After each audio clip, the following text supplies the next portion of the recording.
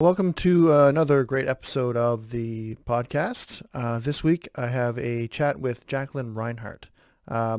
It seems like she's everywhere right now. She recently had an interview with CBC Radio, uh, played at the Downtown Music Festival in Miramichi, and she's been getting a lot of press, and that is in anticipation of her new release, Sleep with Ghosts. So we get to sit down and talk about a lot of things, her musical beginnings, which is a very common theme on the show. We also dive into some personal topics, self-help, self-care, how to heal from trauma and then learn from that and grow, and keeping an open mind, and all kinds of stuff. Anyway, it's a fantastic chat, and I really hope you enjoy it. Yeah, so here it is. Okay. So I have the two-sided view or whatever. Which Um, way are you? Am I looking that way or that way? there, that's the one. Yeah. Look to Over here? yeah, that one. Yeah. And I'll look Okay. this way. Yeah. That's awkward because it's the opposite We way. can we can make it look like we're talking to each other just Hey. like this now. Yeah. All right. So, yeah, I start recording before I even bring you on. So, but Oh I yeah, can just so you I catch can edit all whatever. that stuff. Yeah. Sure. So, anyway, how are you? I'm really well. Yeah. Things are You've good. you've been very busy. You've been a lot of social media stuff coming up, a lot of news and articles and stuff, which is awesome. I like to warn people before they add me on Facebook. I'm like, I will flood your newsfeed. Like you might want to just like be forewarned of that because there has been a lot. I mean, it's been a while since I did anything this sort of quote unquote big. Like this is Mhm. like it's a whole new beginning, and so it's really there's a lot happening, and I like Mhm. want to share that because there's people who do Yeah. want to find out about it. So Yeah. But I mean, that's like I have my musician page on Facebook and you have yours. So like if people want to tune out of that, then they just don't subscribe to it, right? Like, yeah, which it, hurts my feelings, but that's well, fine. yeah, I'm whatever. just kidding. Like, why do you want to be my friend if you don't want to like my music? Like, I Right? am that Yeah. person. Like, who are Yeah. you? Anyway, now you know what? It's really just all jokes aside, though. I mean, I don't expect everybody to Yeah. like what I do. It's it is what it is. But I make those jokes with people. But Yeah. anyway, It's part of, I mean, that's just part of every artist. Like like, 'cause I have a lot of musician friends and it's all the same. Like you yeah, want people to like what you do, but you also don't want to sacrifice what you're doing to make them like it. Like you want it to be yeah, natural. You want them to like you for yeah, who you are. So, and yeah, that's why there's different genres of music. That's why there's all types of art because it's all subjective. And I think if they totally. like you as a person, then in tune, they will like what you do. It might not be their thing, but they'll still support you. Well, and that's how you kind of start out anyway. Yeah. A lot of times, this is funny. I don't know where you want to go with this conversation, but it just brings me to another thought is that, like, I think that, as you are an emerging artist and you're sharing your songs or your art or anything with people, people people grab onto you first. Like it's not that often when you're starting out that people hear the song and are just blown away by the song. Like I don't care who you are. Like there's lots of good music out there. There's tons and tons and tons of good music out there, but it takes way more than that. So you have to be the person that you're the one presenting this. You're like, so you're absolutely right. If they like you, they're going to give your music a chance and they listen to it completely differently. I mean, Mhm. there's also like people who just hear it on Spotify or the radio or whatever, and they're like, that's a really great song. When that happens, that's amazing. But you know, people connect with another human, and like that's what attracts people in. Yeah. So Which is kind it's of the all point and the purpose of me doing this podcast at all. It's like yeah, I know a lot of people. I don't get to hang out with them often because I live in Miramichi and it's not exactly the mecca for for live music. I mean, we're getting there. We got some stuff coming we up live and in the Maritimes. right. It's Yeah. really, I mean, honestly, come on, like Yeah. it's we're small but mighty, but I mean, there's only so much you can do. Exactly.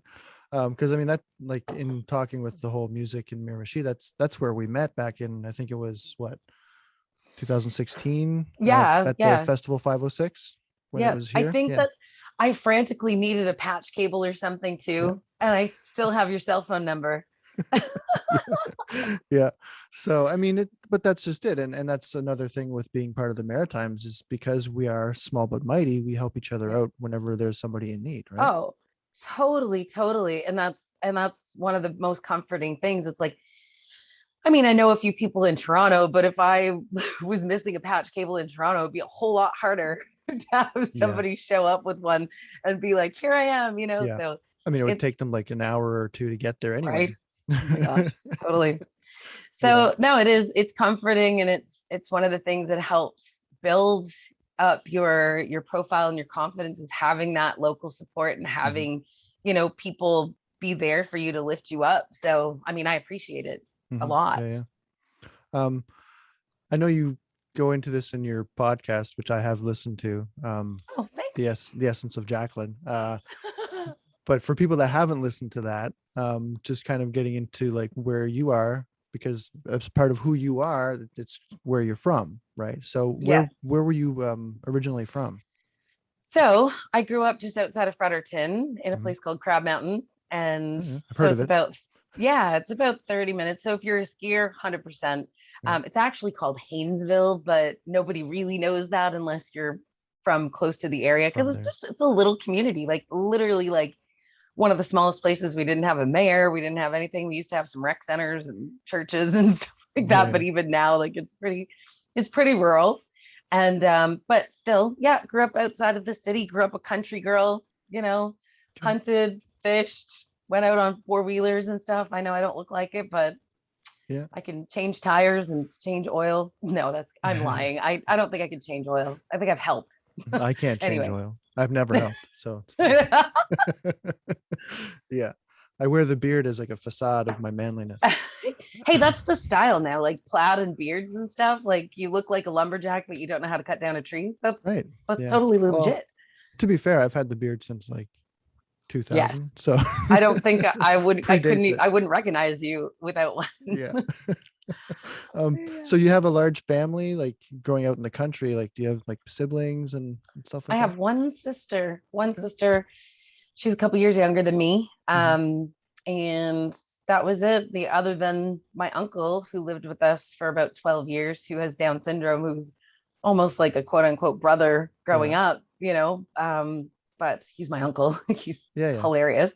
But yeah, no, but my parents' families are large. So I have, a lot of aunts and uncles and cousins and things like that. Our families always were very active growing up. Not so much now. People are Hmm. getting older and some have passed on and whatnot. But Yeah.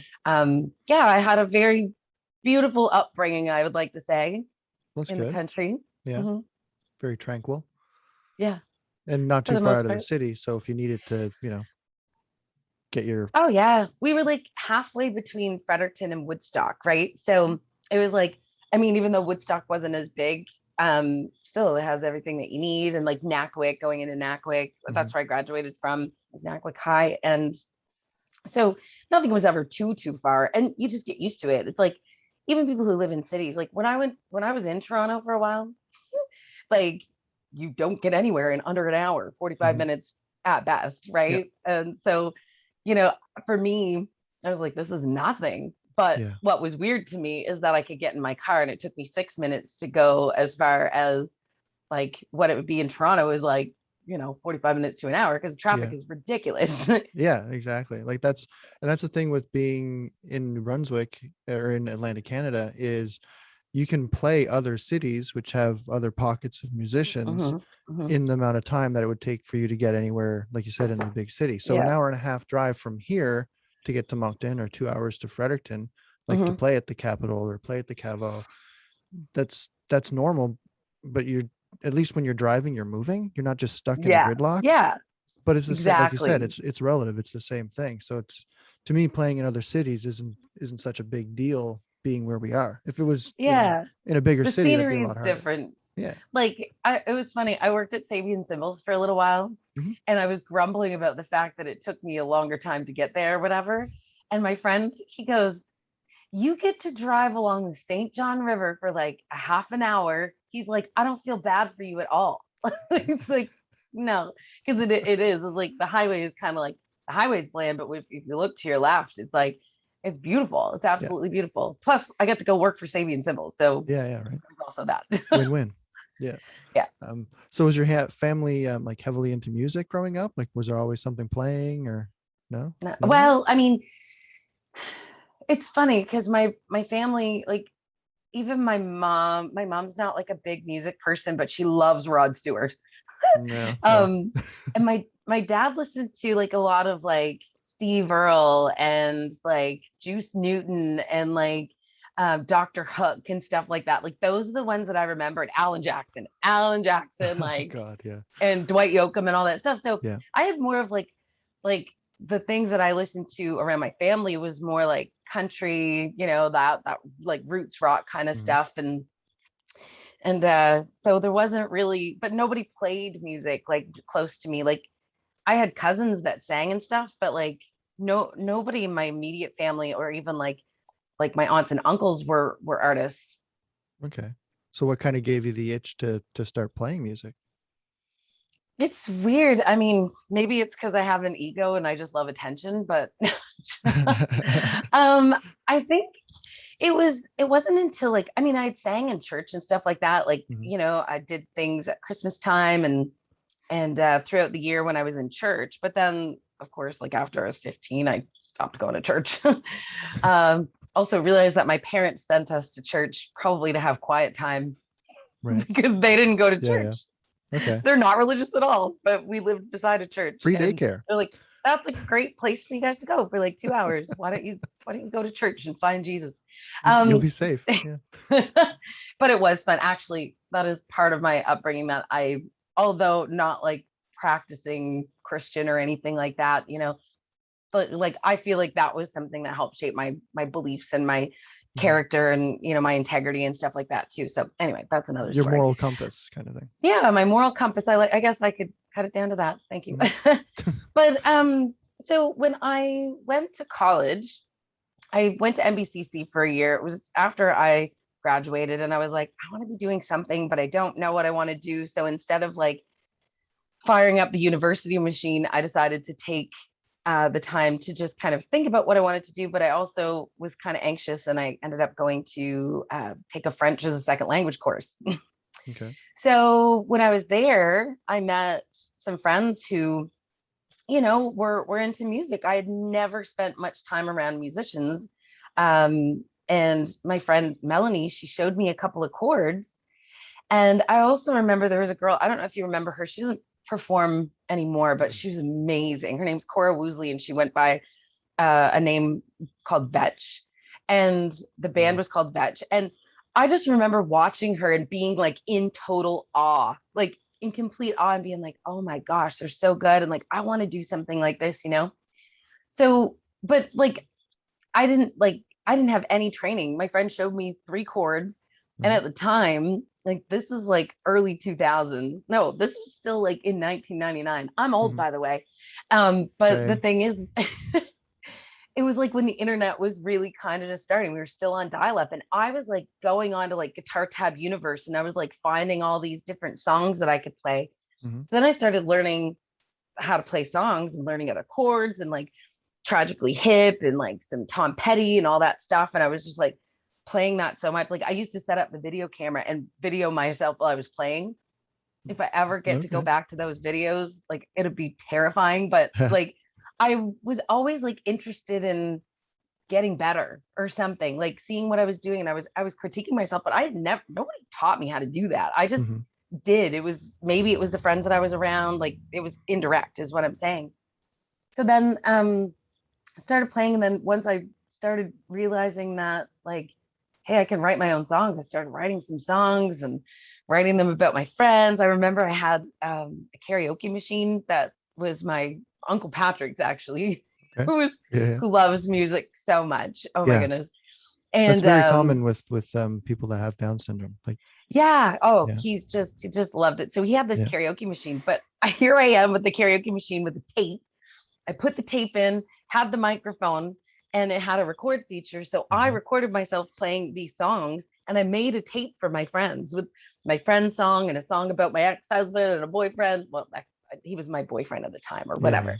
Yeah. Like I did all these different things like that, and I had no idea about the world of like, pursuing it professionally. It wasn't even really something that I like I didn't understand it, so I didn't really do it. Like that was a slow burn, Mm-hmm. like to me even transitioning into it. And then, the person I was with at the time, who became my husband and I had kids with, life had just kind of like Yeah. kind of started like the family route and everything. And so I really, I didn't really pursue it a whole lot in my 20s until like my mid to late 20s. Mm-hmm. Yeah. Well, yeah, like you say, the wave of life, like you just kind of get wrapped up in this is what you're supposed to do next. You're supposed to do this, get a job, support your family. Yeah. Like you Yeah. just kind of fall I, into that routine. And while the other artistic side of you just kind of gets pushed off to the side for a while, and it just kind of stews and builds until it finally comes out, right? Because it's going yeah. to come out eventually. And I think that that's exactly what happened. It was like, I had my daughter, and, I went back to work when she was about 10 months old, and I was working in St. John actually at the time. Aaron and I had moved back here, but I started going out and meeting people. So this is like, I had no idea about anything, right? Like I didn't know about like really performing professionally to any level. Like I knew nothing. But I started going to like open mics. Mhm. And I went to Brent Mason's open mic at Oh my God. O'Leary's, Brent which Mason. is the mecca of all, like, like if are you even a musician if you haven't been there and you live in the Yeah. area? Like, I mean, come on, no, I'm just kidding. Yeah. But I've been Brent's there. Yeah. amazing, and he, Yeah. right? I mean, Yeah. hopefully, I lived in and St. John for a number of years. Yeah. did you? Oh, Yeah. okay. So this was back in like 2005. Yeah. Um, That would have and been when I was there. Oh, so actually, I got to go back a little bit. Aaron and I had wanted to discover some more musical side of myself. And when our daughter was really little, we did move to Calgary for a little bit. And Oh, wow. actually, that's where I started meeting a few other people. I was out in Calgary for probably like 3 months. We Mhm. were, and I would go out, and I did meet some other musicians and went to some open mics and stuff. And it was really neat. So that's actually like I didn't perform. Like Mhm. I just went out and I met people. I Right. started performing at Brent's, but Right. when I was But in that Calgary, I planted the kind of seed. discovered it. Yeah, that kind of Yeah, planted the seed. Yeah. it did. And I met this really cool artist and his wife. Well, actually, I think it was his girlfriend at the time, but anyway, this couple who they were just so good. I was like, wow, I was just again like starry-eyed and like who are you, and how does this happen, Yeah. Yeah. and their names are Troy and Joni, and this was 15 years ago. Anyway, I remembered Troy playing this song. It was called Pickup Truck, Okay. and it was super cool, and it's country, I'm in Calgary, so of course It's there's called some pickup country stuff. truck. It's called Pickup Truck. And anyway, and he was talking about how this artist had picked it up. And because they're like songwriters, they do their own stuff, but they songwrite for other artists. And a lot of country music is like that. Yeah. Like there's the artist, but then there's actually like, the Yeah. songwriter Very behind it who few. is really the artist. Yeah. Very few country music artists write their own songs. Yeah, yeah. Which side note confuses me why they call a singer who doesn't create the music the An artist. artist. Yeah. Like I'm Agreed. I'm sorry, no disrespect to anybody, because actually fronting something and carrying the motion does require artistic merit. Mhm. But I always thought that it was kind of an off sort of designation. Like, Yeah. isn't the artist the person that came up with the song? Yeah. Anyway, they're still an artist. But anyway, so Troy had told me about this song, and I watched them perform it. And then I heard it on the radio, and the guy's name is Shane Yellowbird. And I was like, I got to see like the impetus of this, and what? Like what? Yeah. Anyway, it was the coolest thing ever, because that was the first time that I saw like how the beginning of that could be, right? Mhm. So, and I always like kind of kept in touch with them, and they're still like connected with me now. And Shane, or sorry, Troy has actually been a mentor to me Oh, in the really? last little bit, like with this new record and stuff, and my career going forward and everything. Mhm. Like I've hired him as a consultant a couple of times just to like, because that's his life. Mhm. Anyway, so that's another story. There's Wow. so many there's so many things, but This is great. but yeah, This it is the was. whole thing. Yeah.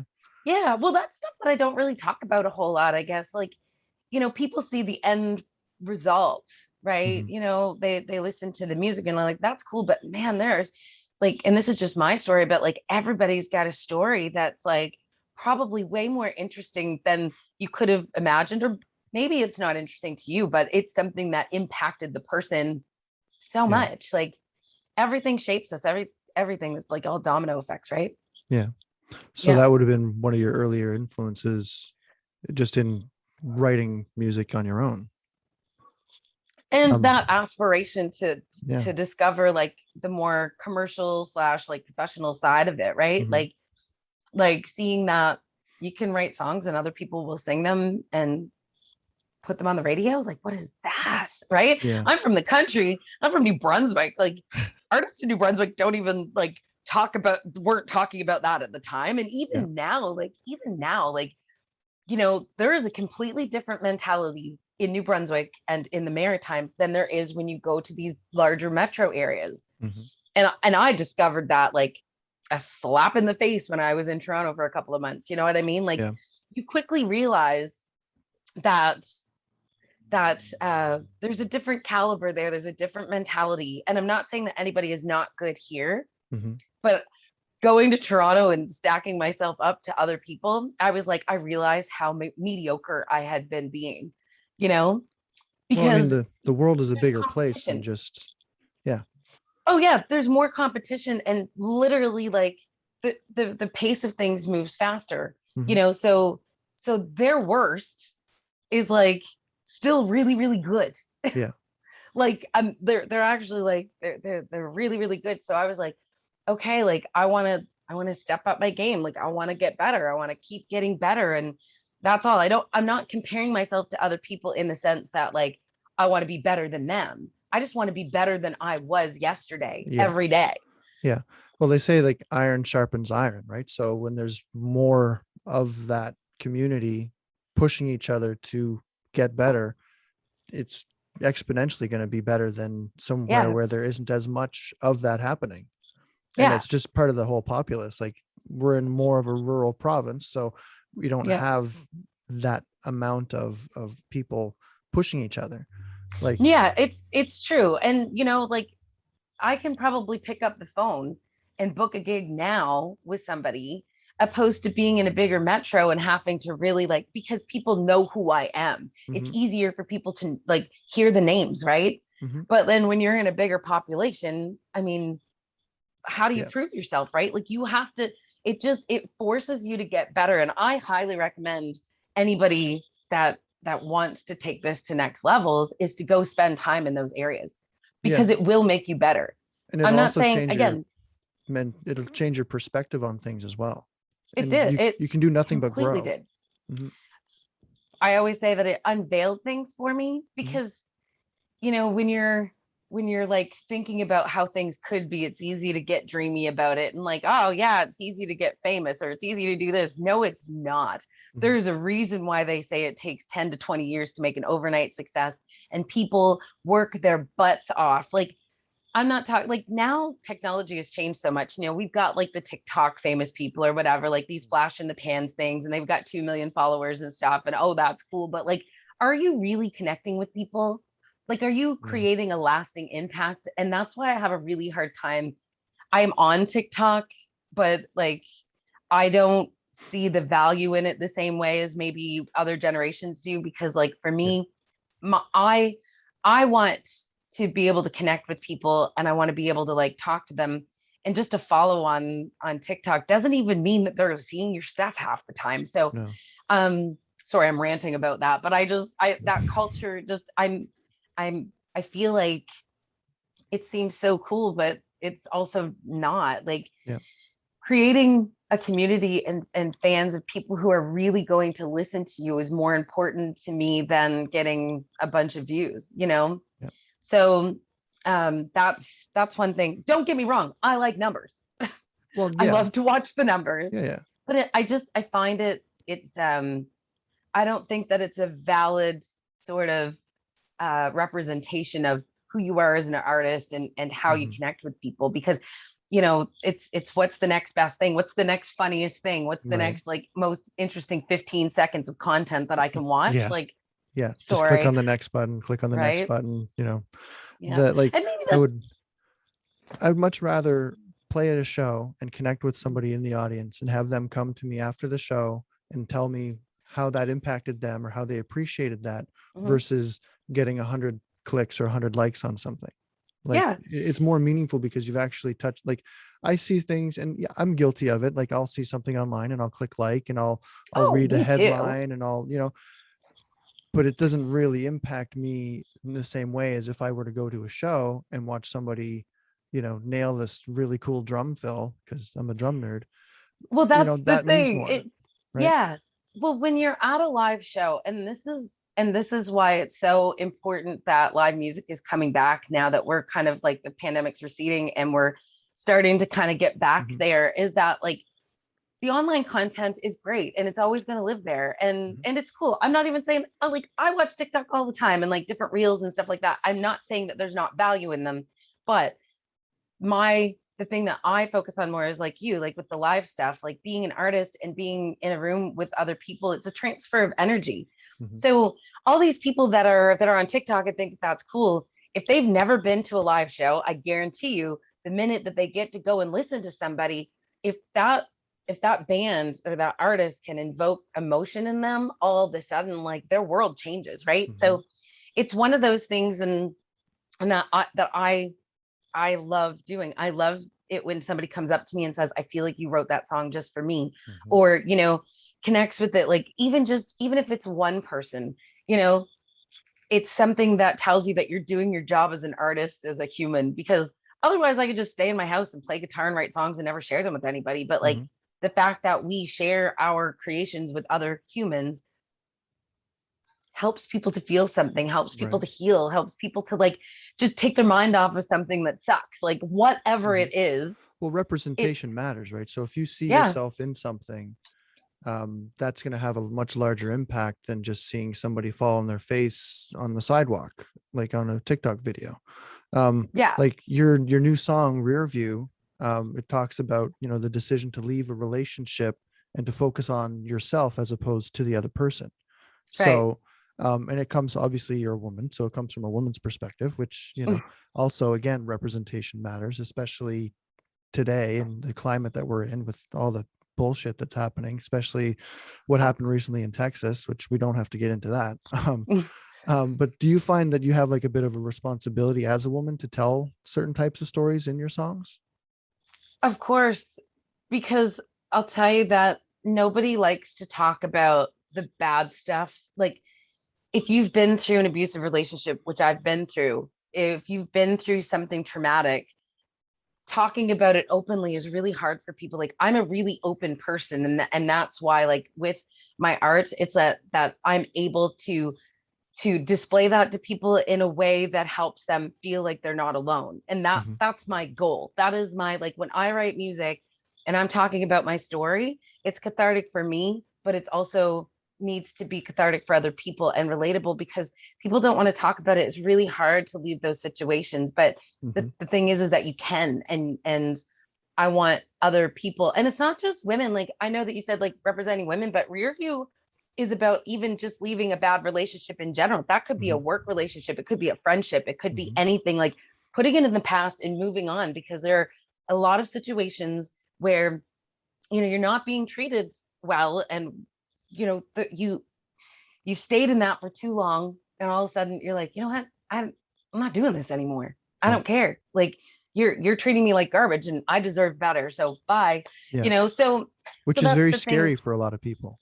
It is really scary because there's a comfort Mhm, in the fact that that's what you're used to. Some people are used to being treated like garbage, mhm, and it doesn't mean you deserve to be, but they just don't know any other way. And it's really hard when you're in that situation. I've been there. yeah, Like I stayed in an abusive relationship for almost a year. mhm, And once I realized that it was bad, I remember my one of my best friends said, if you don't get out of this, he's gonna actually hurt you. Like he's gonna physically hurt you.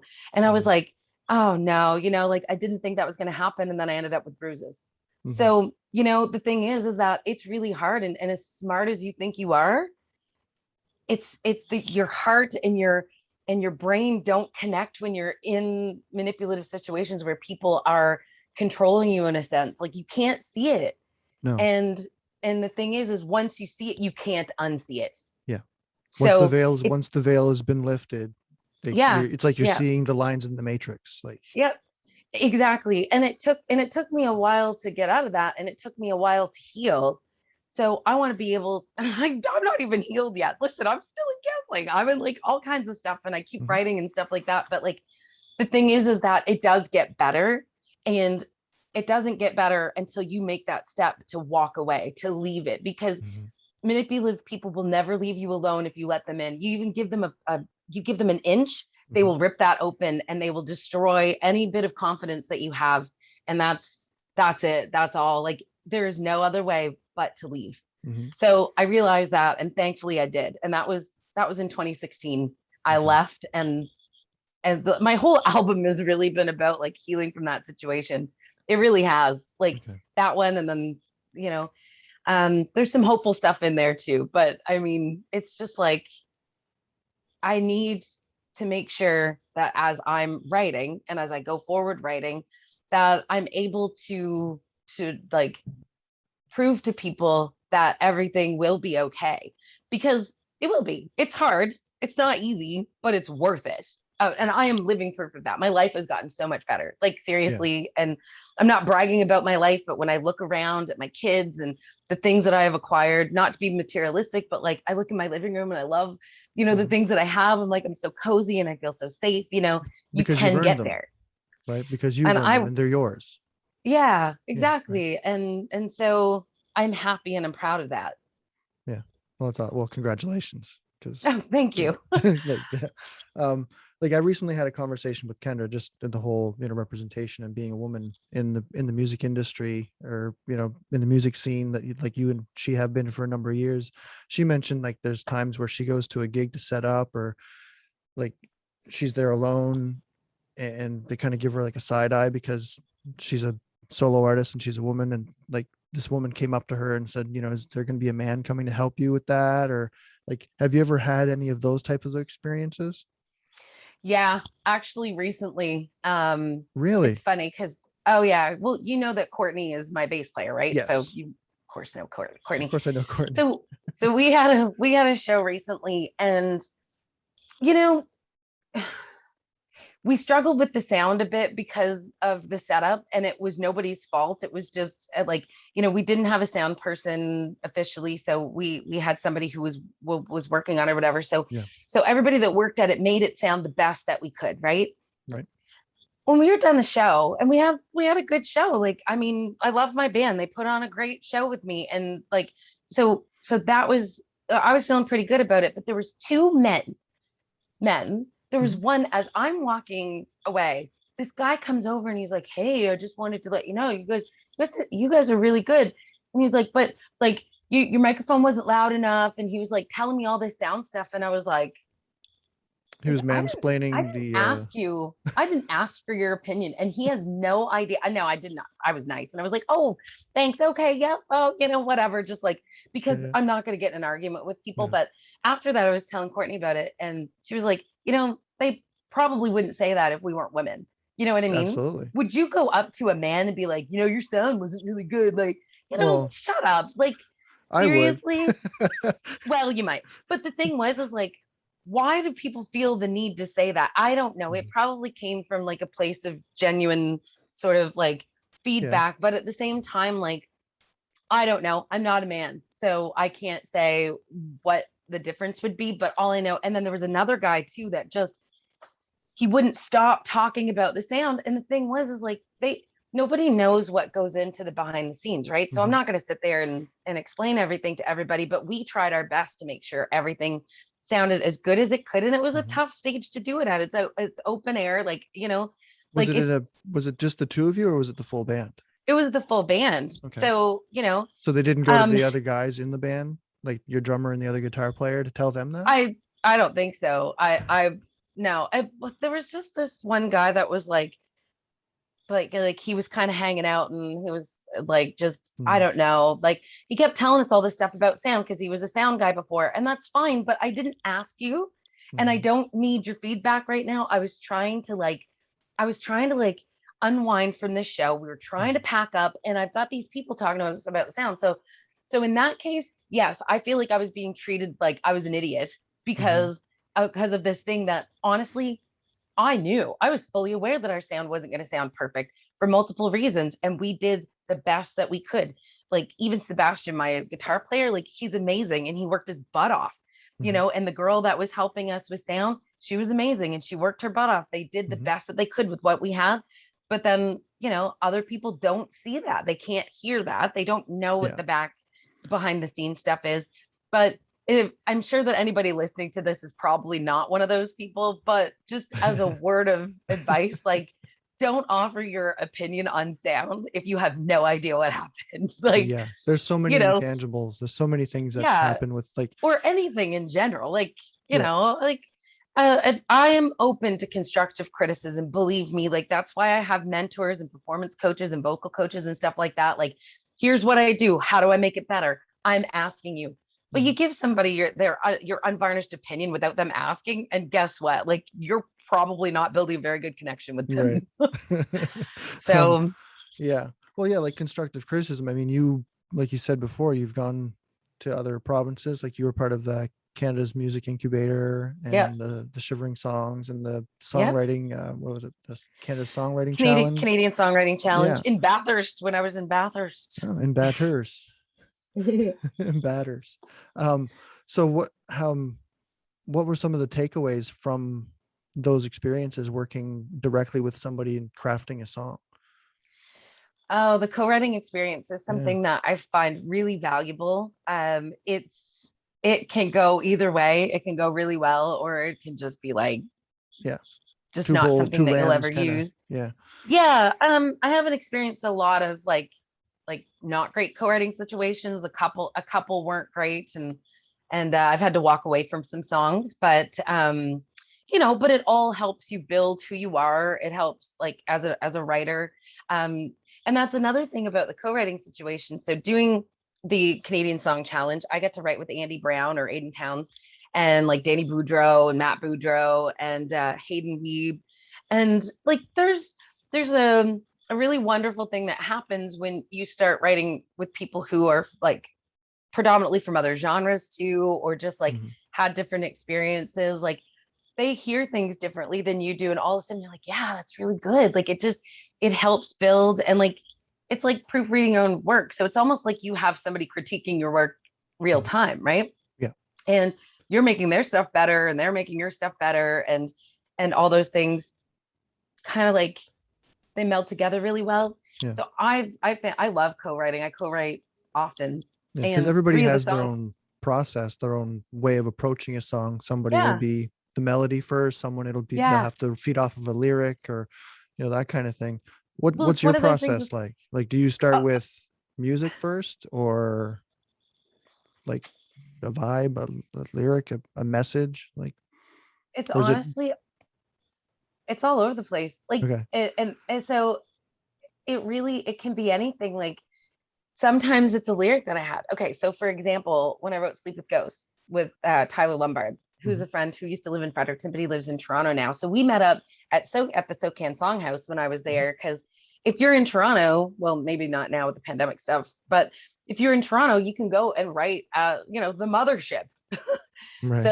So we went, and I booked the room for the day, and I wrote with a few of my classmates that were in the program with me. And then Tyler came over later, and the way that we did it was really like, it just kind of came about because remember I told you about that 45 minutes on the TTC here and there. So I had a lot of things that I was putting in my phone and writing, as I went, because I had all this time to think about things. When you're in New Brunswick and you're driving, you think about it, but you can't write it down. So when I had, my chauffeur, the train operator or the bus operator, I was able to do that stuff. And so I had the lyric, I'd rather sleep with ghosts. And I can't remember what the other stuff was because we changed it. Like we went back and forth, and Tyler already had this awesome melody. Like as soon as I said that, he jumped into it, and it was like, oh yeah.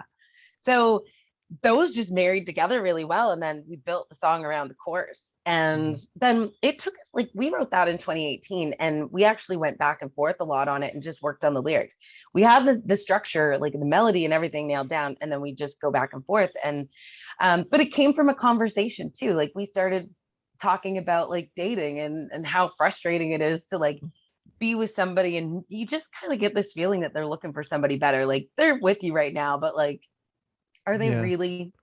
And Every time I'm the somebody type of comes in the person, room, they're kind of taking account of, okay, yeah, what's the better option here? Yeah. right.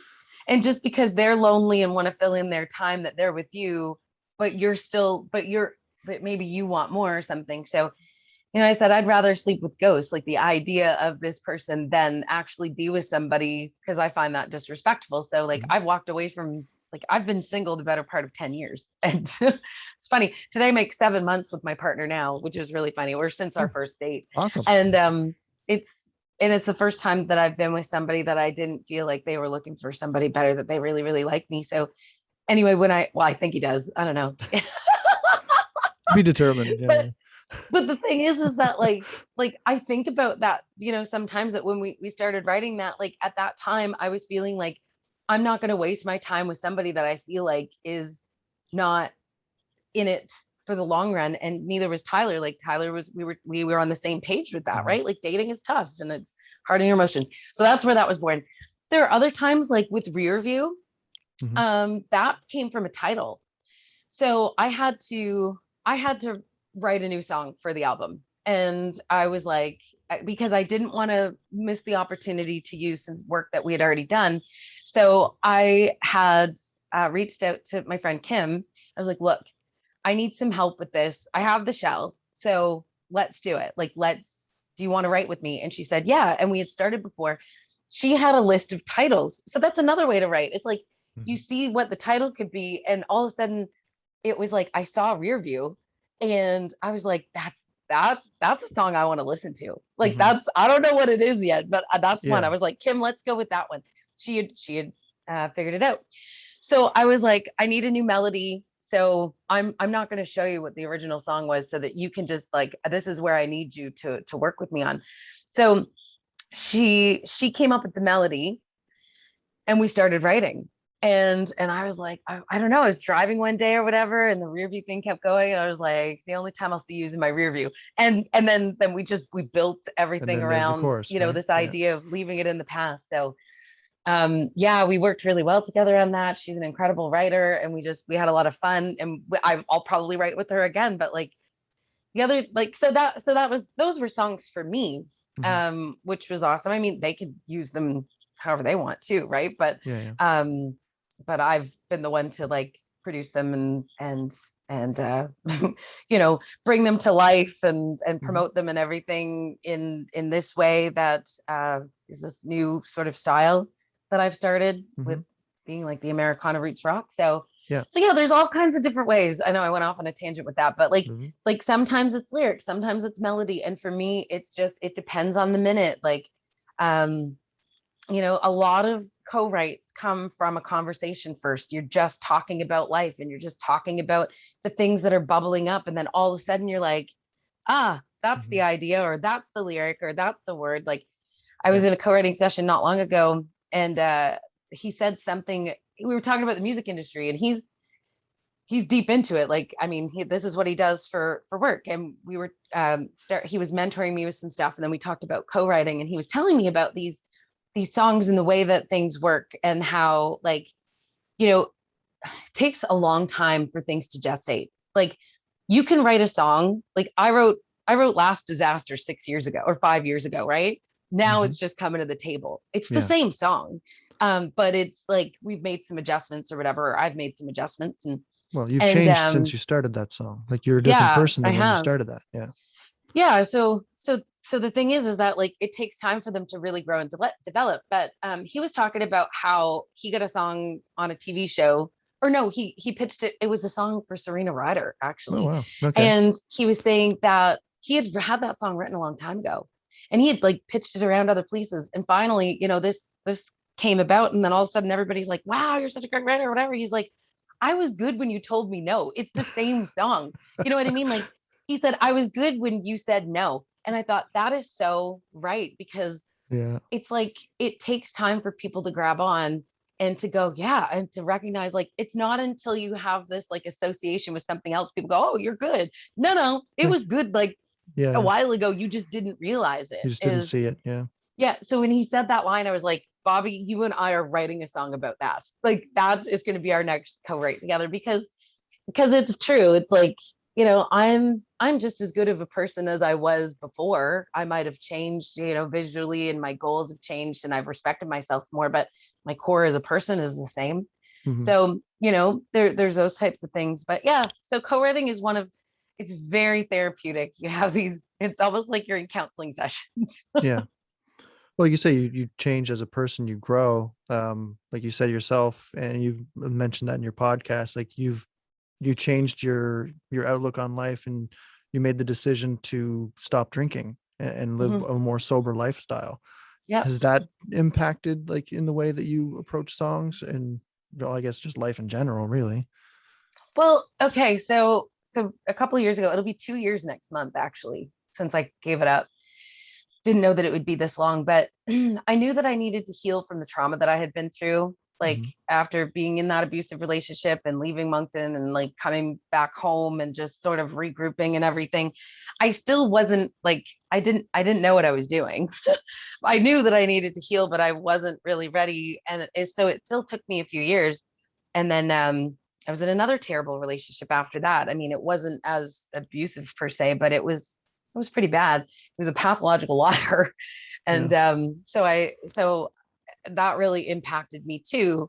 And then, so a few months after that relationship ended, and some trauma that I had went through with some other bad decisions, I looked at my habits, and I was like, what am I doing?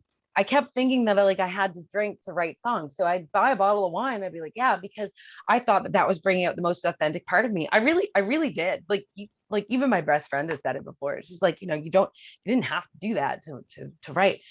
So walking away from alcohol helped me to have to deal with everything at face value without like this layer of like, this false sense of like confidence with that alcohol does end up giving you.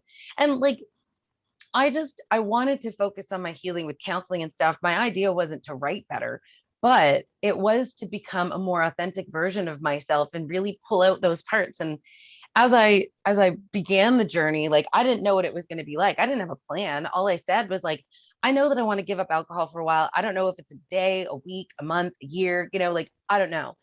But what I did notice is, as time went on, I was digging in more, and I was like, really like when I had those bad feelings and those bad memories or whatever, I was addressing them with a clear head and being able to like really feel those feelings, because you can't heal from anything. I don't believe you can heal from anything if you don't feel it. It's like, I mean, sure, you can take Advil and it numbs the pain if you twist your ankle or whatever. Sometimes those are needed. But like, but the problem is, to give you this sort of metaphor type of thing, is that like, if you think that ankle is healed because you have Advil in your system and you walk on it like it's healed, it's not going to heal. It's the same thing with substance abuse. It's Mhm. like you're numbing yourself, and you can't emotionally move on from anything because you're not dealing with it. So that's my perspective anyway.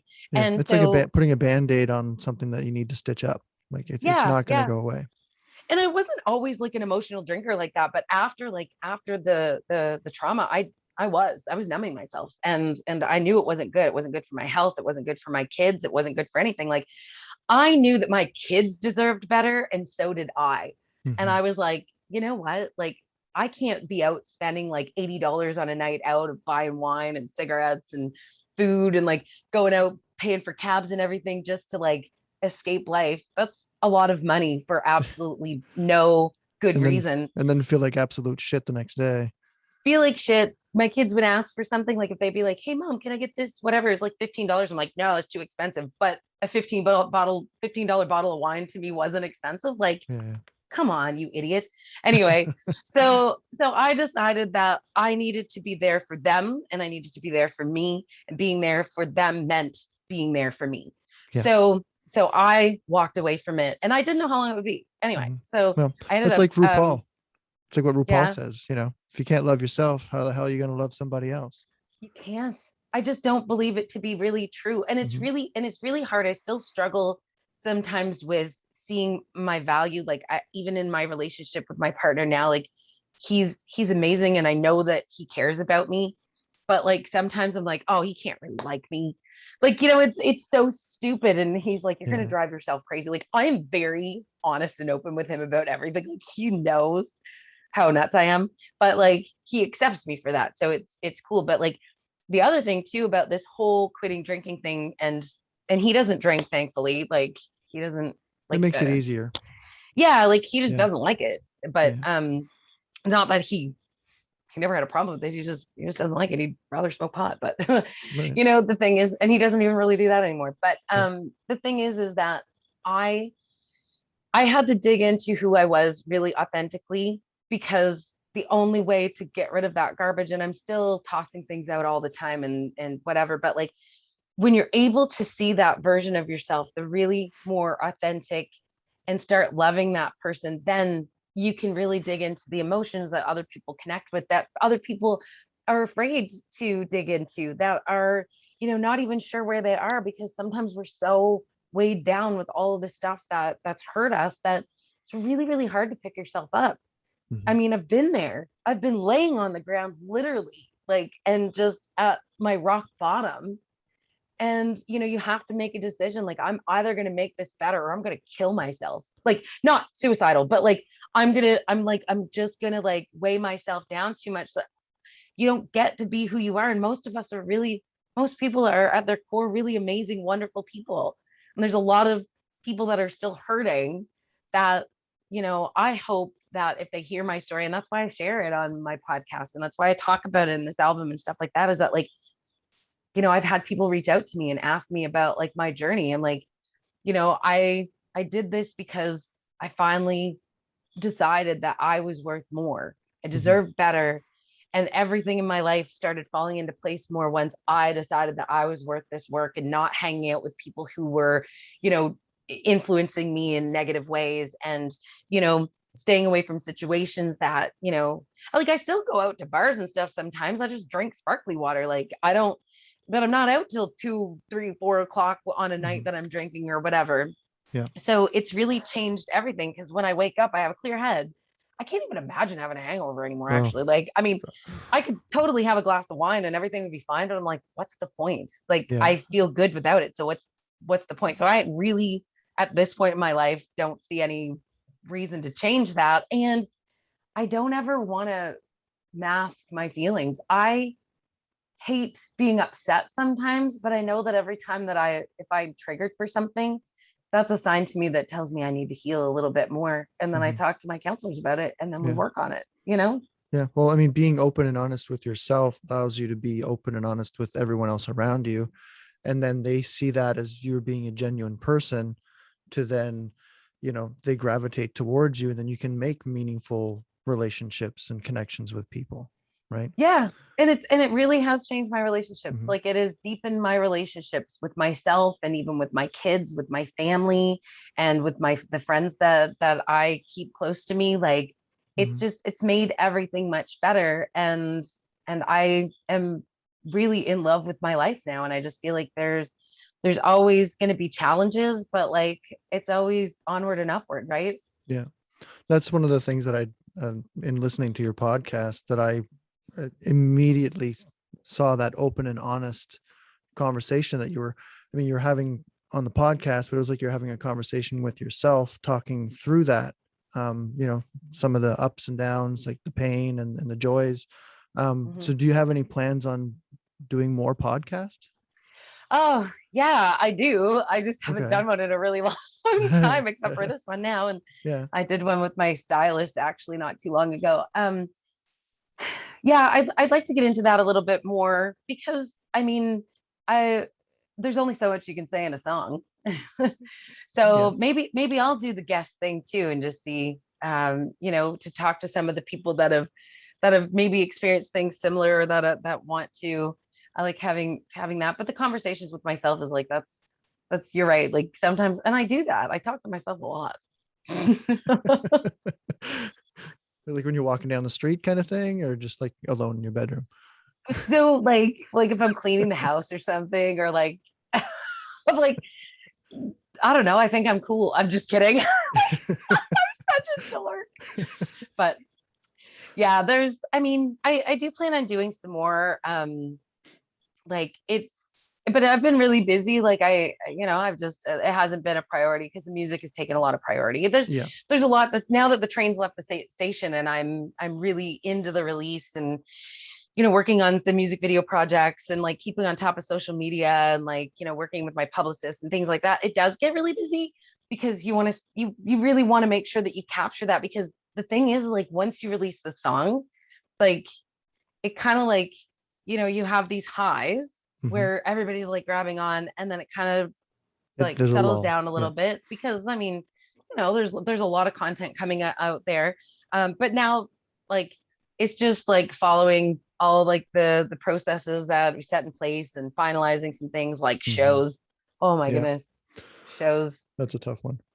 Well, it's been challenging to nail down Hmm. Well, a couple of places.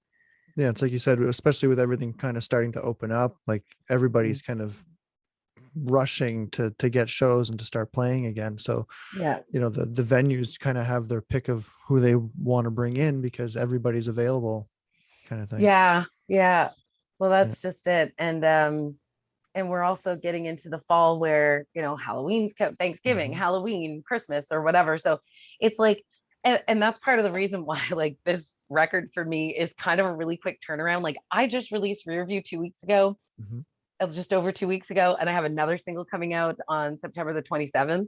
Okay. So that's a really quick turnaround. It's Yeah. not even a month.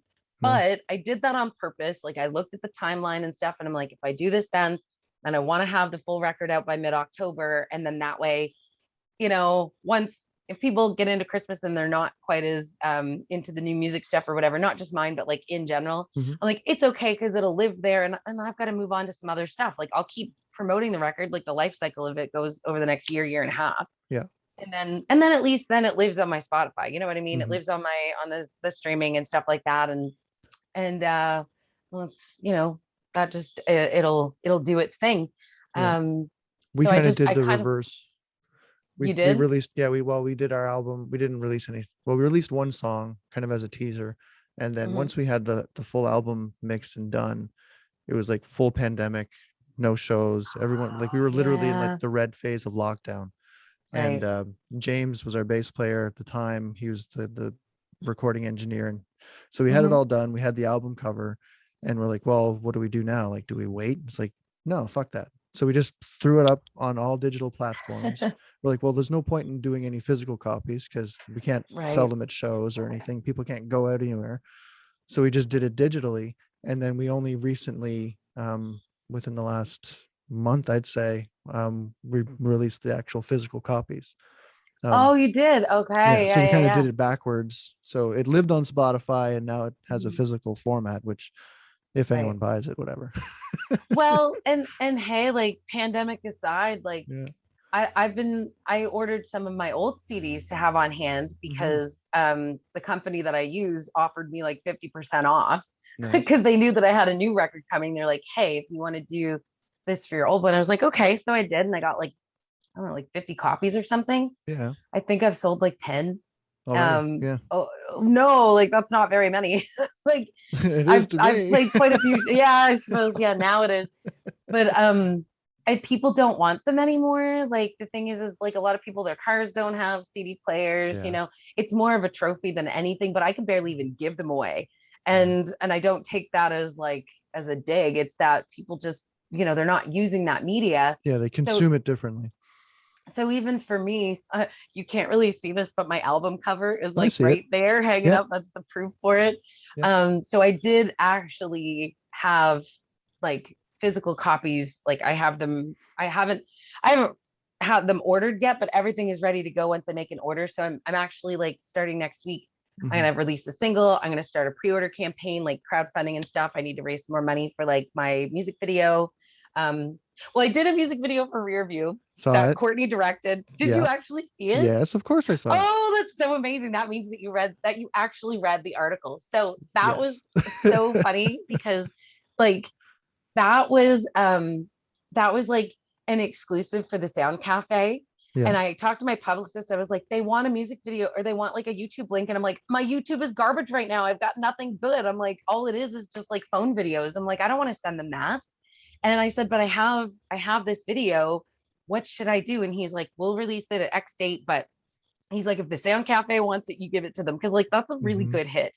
Yeah. So I was like, all right, so I'll do it exclusive. So I told the guy, Stevie, I was like, Yeah. okay, this is not released. So the really cool thing is about that is that the only place that you can see that is if you are on that site, Hmm. which means that the traffic that was driven to the Sound Cafe, people could see that there. And I noticed that the views on the video, so that is just from people that have watched it. And it's like Yeah. 52 views. So if you take off the 10 times I've probably watched it, maybe like because I always go back and I look for mistakes, I look for whatever, but I'm Yeah. like, oh my goodness. Anyway, I'm so glad that you watched that. Courtney directed it and she Yep. took all the video and stuff. She was amazing. It Yeah, was yeah. so I fun. saw the Instagram post that you had took with you guys in the car with her in the Yeah. back, and then Yeah. the other person would have been playing the song so you could lip sync to. Yeah, she Yeah, was yeah. so Pamela was our like she just I don't even know what to call her. She's just like our jack of all trades. Like she was like helps with makeup, with like design, with like holding my stuff, with making sure my hair's not in my face. Like she's amazing. Yeah. So with working with Courtney, I know she's part like you put together a band called the Fire Signs. It's Yeah. with Courtney and Sebastian Doucette and Yep. Andrew Mott. Hmm. Um, I don't know those two guys. I haven't really met them or had any interactions with them, but I've known Courtney for a number of years. Yeah. And she was in Lion Salt, and they're kind of a power trio. Yep. So with the Fire Sign, is that going to be in support of your album, or is that sort of another side project where you kind of just all come together and do all your own stuff? So the band came together to support my new project. That's why I, Okay. got them in a room. And then, the thing is that Courtney and I are both lead singers. We're both songwriters. We're Hmm. both front women.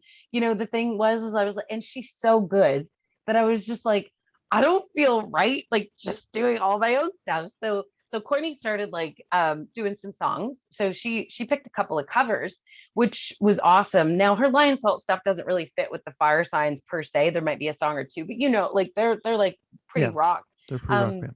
and then but I'm like, if there's any Lion Salt songs that you want to do, because as the Fire Signs, we're still covering a lot of or covering, we're doing a lot of my stuff. But the Hmm. idea behind the Fire Signs was to have some fun, to play some shows where we can play covers and not come across as like an entirely like cover band, but not an entirely original band, so Hmm. we can fit other places. Because with my stuff, when I do showcases and when I'm presenting my album, it's Jaclyn Reinhart. Hmm. But the Fire Signs is something that it's the plan is to make it its own entity. Courtney and I like both go back and forth a bit. Like hopefully we'll have more songs with her, but that's like it's not on pause right now, but it's kind of on pause right now just Right. as we're ramping up for the release of this. Excuse me. But like in the new year and stuff, if we're all still stay together and everything, then for sure we'll be doing more Fire Sign stuff. But that's more the Okay. idea behind it because like if it was Jaclyn Reinhardt, then Courtney singing might confuse people. So I was like, we need to have a name, and we're both Leos, so Yeah, then we came up with the Fire the Signs, Fire Sign. and the boys are not Leos, just so that you Yeah, they don't know. matter. But no, but they're awesome. Like we have such a fun time, like in rehearsals and stuff like that, and like just like Sebastian is one of the funniest people I've ever met. He makes us laugh all the time. Like we all just like it's a really good vibe, and I'm so happy to have them with me right now. And they're supporting me with this whole release, and they're going to Toronto with me, Oh, and they're nice. playing the release shows with me. Okay. So I'm really happy. Awesome. And when you go to Toronto, like, will it be as Jaclyn Reinhardt, or will it be Yeah, promoted yeah. as the? Okay, so Yeah. it'll be promoted Because that I way. mean, I still maintain my solo career because Yeah. the thing is as much as I love them, we all know that things change. And that's how I've always run my music business is that like Mhm. I am the sole owner of my stuff. I mean, outside of co-writing, you know what I mean? Yeah. But like but I'm the one that owns the masters. I'm the one that pays for everything. I'm the one that runs the ship. Like I am Jaclyn Reinhart and Well, such. you are So Jaclyn Reinhart. I don't know if you know that. funny enough. Yeah, funny. so keeping the focus on my career as a solo artist is important. So because the thing is like no matter how tight your band is, it's always a variable. Mhm. Like there like I've had bands in the past where we were together for 2 years and it was awesome and they worked with me on the record, but I still paid them as hired guns on the album because I knew, like as much of a relationship as it is, people can change and things change or whatever. So if I need somebody else behind me, I don't want to have to like, once you crack that egg and the yolk goes in, you can't take that stuff out. So as long as Mhm. I keep myself as the main focus, that's why with the fire signs, we made that a little bit of a separate entity to have some fun, to play. Who knows what'll happen with that. We talk about doing some writing together, like as a unit that way. Yeah. But then my stuff, I take to them. I'm like, this is my songs and this is what they learned. And then, we go from there. Yeah. So it's more of a protection for myself with my solo career. But the fire signs, I'll take that as long as I can get it. You know what I mean? Like Yeah. we're having fun and developing and see where it goes. And you're all based in St. John? We are, yeah. Okay, Yeah. so over the winter when touring is much more difficult, then you can just kind of stay locally Yeah. and play Like as the band. probably after like October, like Yeah. mid-November or whatever, like we'll work more on that stuff. But also like that just still includes getting tighter with my stuff too, right? So Yeah. so it all kind of works together. But like, our last rehearsal, I was like, we're just doing my stuff. I'm sorry, Courtney, because like, I mean, I love listening to her play. Like she Yeah. sings and I just like gets right in my soul, So it's really fun to have another partner to front a band with that Yeah. you just absolutely adore. You know So what I would mean? Like it's would you cool. guys then, with under the Fire Signs moniker, co-write songs and come up with songs as a band, like separate from your solo stuff? Well, yeah, like we would do that because we're another thing with like doing some of the covers and stuff is that we're just developing a sound a bit. Hmm. So if it keeps going, which I mean, I don't see any reason for it not to, but you never know. Like, Yeah. but like we'll see how that develops. Like after I get through this project, if we can spend some time in a room together and not feel like, oh, we got to do this for this show, and we Right. can like just kind of breathe and see what comes about, that would be really interesting because Courtney and I still haven't even co-written together and we talk about it. So it'd probably be more like me and Courtney, like bringing a song to the band and then seeing what Yeah. happens. And then seeing what, Sebastian comes up with for guitar and Andrew, like, for drums and stuff like that. Like Courtney's got a really great ear and she loves to produce. So I think she's actually excited to do stuff like that too. But Hmm. yeah. Awesome. And like the Sleeps with Ghosts, that you recorded that with John McLagan from Tomato Tomato? Yeah. Yeah. And I did. because they're based in St. John, and so are you Yeah. now. They're So in that, Grand Bay, yeah. which is like not even Yeah. 20 minutes away from here. Yeah. No, my mother-in-law lives in Grand Bay. So Oh, it's been, really? yep. Oh, it's so Yeah. beautiful out there. It was a Yeah. really great experience to go out there for the year, like back and forth. Like it was a year. It was almost a year, Yeah. start to finish, more than a year, really, if you talk about like the start of it. But yeah, Mhm. so John tracked it. He was doing more tracking at the time. He's since, moved on to just doing mixing and mastering, but Mhm. I was lucky to be able to track when he had Porch Light Studios. And then, of course, like as he was moving over into that, now he mixed and mastered the record too, which was There you go. awesome. And John was an amazing guide. He didn't, he's technically not the producer, but he wore a producing hat and helped me a lot. He guided me a lot. Like if it wasn't for John, it wouldn't sound the same. So, I'm very grateful for that because it turned out really, really fun. And the people that I got to work with was amazing. Yeah. Like, so what are some of the other names that were kind of on that album? So when we did like the bed tracks and everything, Clinton Charlton was a drummer who's a longtime friend and wonderful human. And also Chuck Teed, who also I've known for the same amount of time because those two were like the dynamic duo. Like they are best friends and like it was really fun to spend the day tracking with them. John himself played acoustic guitar on that because it made more sense for him to do it because he's way better than I am. And then Christian Beliveau, who is in the Backyard Devils, he played lead guitar. brought Okay. him in on my birthday actually last year. Nice. And then Mike Bigger did percussion and background vocals. Mm-hmm. And also we bounced some tracks down to Nashville to one of John's friends. His name is also John Estes. And he did like organ, Wurlitzer, piano, did that. And then for Sleep with Ghosts, the title track, we actually had John did the arrangement and we had the St. John String Quartet come in and play on that song. Ooh, nice.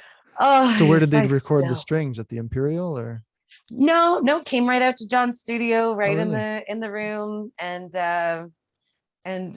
did it there. I just sat in the booth while they did the takes, and I just cried every single time. I was like, "Oh, it's so beautiful!" Like, the thing is, I spent a lot of money to make this record. Like, I Mhm. mean, with the help of like Music New Brunswick and crowdfunding and stuff, but like, there was a decent amount of cash that goes into any of Yeah. these projects, and I've had to carry a lot of that financial responsibility myself.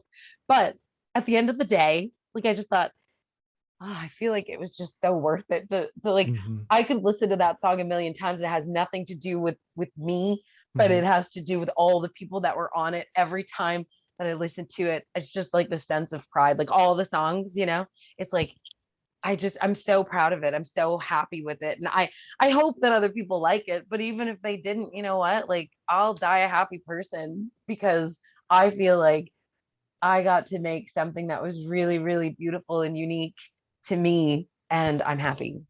Well, so far the first single Rearview is getting a lot of traction. It's getting a lot of airplay. Yeah. It debuted at number 20 on oh, I can't, the name is The East escaping me. The East Coast's top Coast, 30. right? And like a lot of the articles, a lot of press. So I think Yeah. this album is, I mean, clearly it's already tracking and it hasn't even been released yet. So I think it's going to be Yeah. fantastic. Thank you. And And it's the first time that I've congratulations. ever, thank you. Thank you so much. I mean, it's the first time I've ever released singles. I've never done the single thing before. Mhm. I just, the last two were just like, boom, here they are. So this is a new experience for me and it's really interesting. And it builds some anticipation for the entire thing, which is really great. And, we'll see what happens. It's a Yeah. journey, right? So Yeah. I know you're going to be coming to Miramichi next week, I think it is, for the Downtown September the Music Festival. 24th. Yeah, September. I I'll be mean, there on Friday night. that'll happen before this is online. So hopefully we'll get to see each other in person. Yeah, for So sure, for I've got my sure. pass, so I'll Oh, try and good. make it down. Yeah. Yeah, So even just pop in for a minute. I'm really looking forward to it. yeah. I've played that cafe twice actually before. Yeah. I was there for a showcase for Music New Brunswick, and then Win had me down almost 2 years ago Mhm. now. Yeah. So I think this is a good spot to end the podcast. Okay. People should check out your music on Spotify. I'll have all the links and everything like that Amazing. in the Thank you. description. I check out the video when it is officially released, or if you can find it on the exclusive link, If which you is go on your look at the Jaclyn sound, Reinhart you music can, page. So yeah, well, yeah, the exclusive link is there. If you find it, I'd be more than happy for you to have a look. right on. Well, thanks so much for doing this, and I do hope Thank you you. start up the podcast again. Yeah, thank you. You've inspired me, so thank you. There you go. Right Okay, on. we'll see you Thanks. soon. Bye. Bye. Okay, that was my conversation with Jaclyn. Fantastic chat. I hope you enjoyed it. A couple of housekeeping notes. I did, in fact, get to catch her set at the Downtown Music Festival. So I was treated to a great set with some more of the songs featured on her new EP, Sleep with Ghosts, which will be available on October 15th, which is only a few days from when this podcast will be made available. So you only have a couple of days to wait. So speaking of things that have happened since the recording of this podcast, the music video for Rearview is now available on her YouTube channel. So I'll have the link somewhere here on the screen and also in the description. She's also released the second single from the EP, which is called Takes a Little Time. So do check it out and check out all the other social media links in the description, etc., etc., etc. So in closing, as always, please be kind, take care of each other. If you see or if you know someone that's struggling with mental health issues, do encourage them to reach out and let them know that they're not alone and you are not alone. So until next time, peace and love. See you later.